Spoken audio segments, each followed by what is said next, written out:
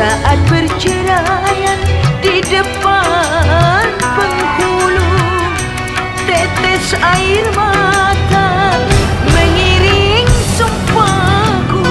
Ku tak akan mungkin bersuami lagi. Begitupun juga ku minta padamu.